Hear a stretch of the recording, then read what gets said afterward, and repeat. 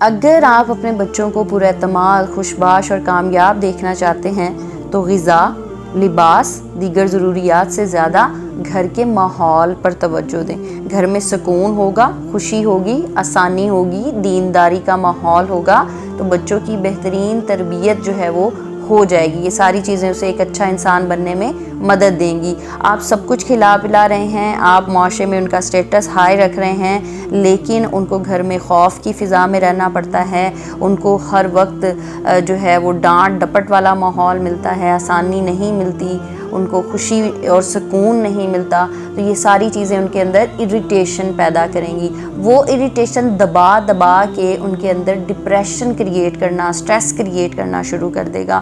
سو آپ کے بچوں کو سب سے زیادہ جس چیز کی ضرورت ہے وہ ہے ایک پرسکون ماحول، وہ آپ نے بنانا ہے اور آپ نے اس کو پرسکون ماحول میں تربیت کر کے ایک اچھا انسان بنانا ہے۔